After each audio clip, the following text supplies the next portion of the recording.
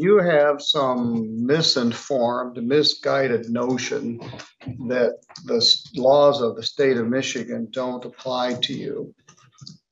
People refer to this as sovereign citizen, but that isn't what it is. There's no sovereign in it. I call it willingly misinformed defendants.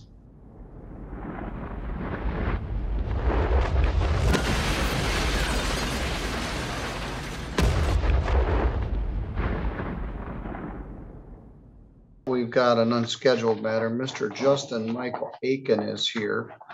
File number 222036 alleges no insurance under the insurance code.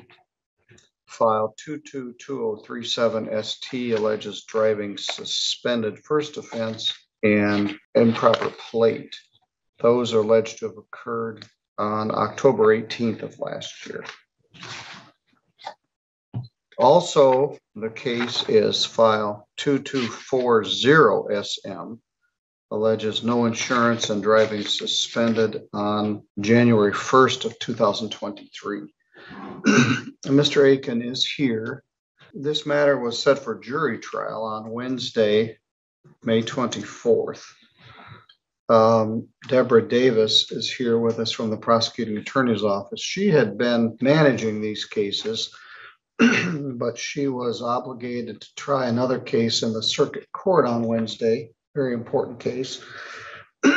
And Casey Johnson was assigned then to handle this case, and he was here Wednesday, ready to proceed. We had prepared the jury instructions. We had 30 jurors here, and we were prepared to go to jury trial on the October 18th case.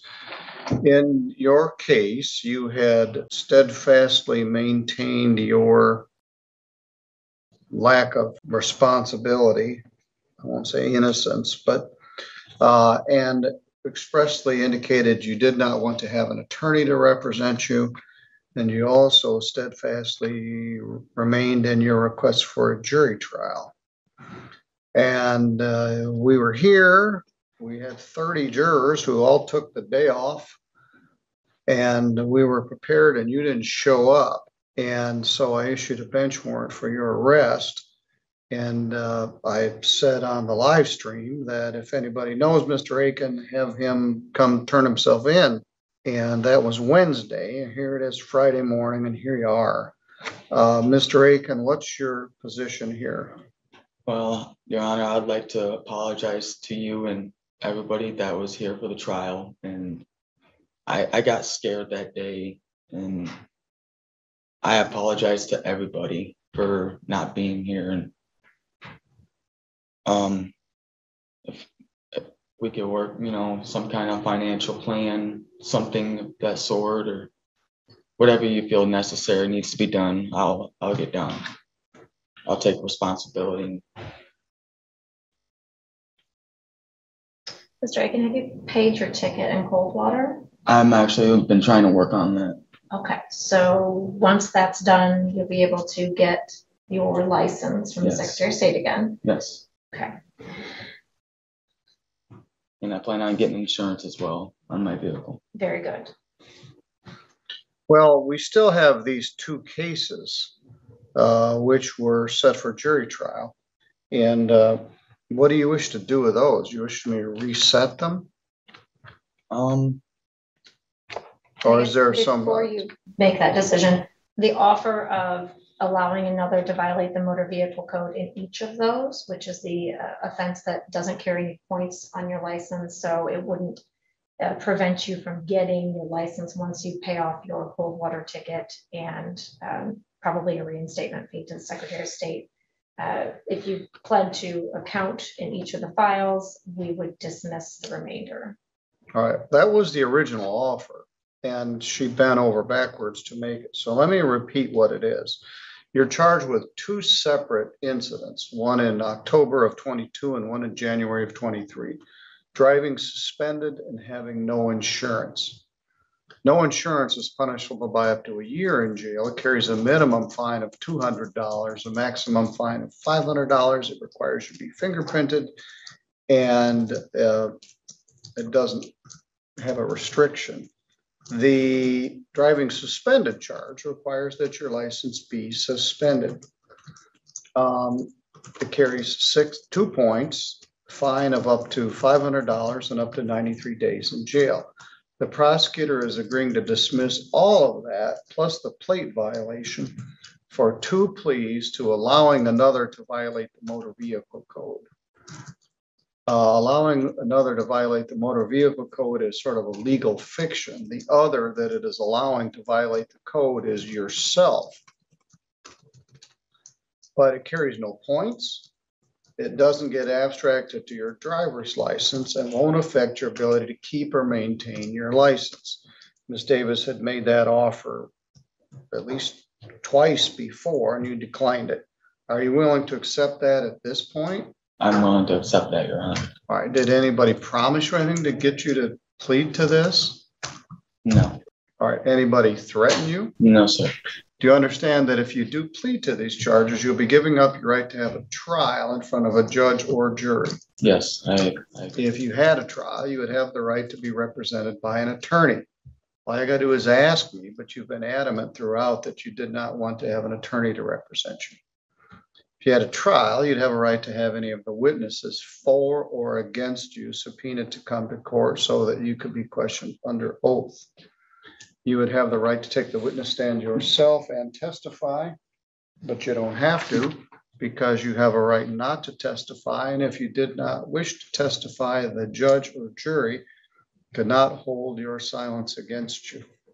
And you have the right to be presumed innocent if and until the state was able to prove your guilt beyond a reasonable doubt. Do you understand? Yes, sir.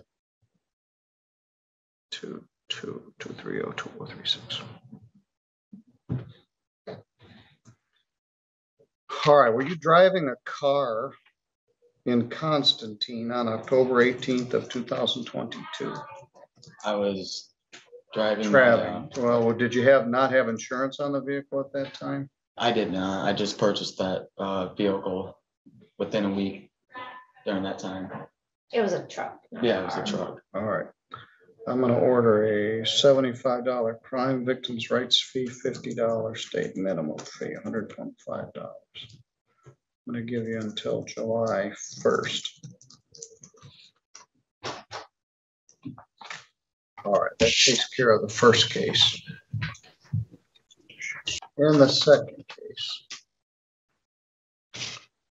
an order 10 days jail, credit 0, leaving 10 days to serve. I also find that you're in contempt of court for failing to appear for your jury trial on Wednesday. You have some misinformed, misguided notion that the laws of the state of Michigan don't apply to you. People refer to this as sovereign citizen, but that isn't what it is. There's no sovereign in it. I call it willingly misinformed defendants. There's no sovereign about it. And you wasted a whole bunch of our time, the prosecutor's time, filed a bunch of documents that didn't mean anything. You were always respectful, but she made this very generous plea offer several times, but you wanted to represent yourself. You wanted to have a jury trial. The irony of this is that you demanded your rights as a citizen in the state of Michigan to be presumed to be innocent, to have an attorney appointed, and to have a jury of your peers. If you got a jury summons, you wouldn't have shown up.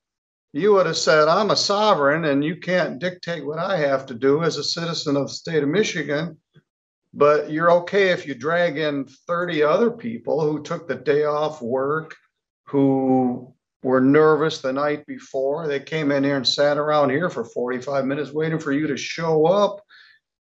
And you wouldn't have shown up if you had been a juror. It cost the county $565 in jury fees, and it cost the jurors probably thousands of dollars to come in here for your foolish request. So the contempt was committed in my presence. You had been respectful, but that's disrespectful to me, to the prosecutor, and to all those private citizens that came in here because of your whimsical, and I don't even know if they were sincere beliefs. Whoever sold you on this foolishness is cynical. They don't even believe it. I don't know whether you believe it or you're just like messing with the system. But when you involve 30 or 35 of your common citizens who get dragged into this, it's no longer polite or respectful. And you could have had a trial. They would have been here. It would have taken Mr. Johnson about a half an hour to put in the proofs. I also understand, Deborah, he may have 4 or 5 warrants out of Elkhart County, Indiana, and a non-support warrant. So I believe he's also wanted in Indiana. And we'll explore that. For the contempt, I order 30 days, credit 0, concurrent with the 10 days I gave you on the other case. And the cost of the juror to the county.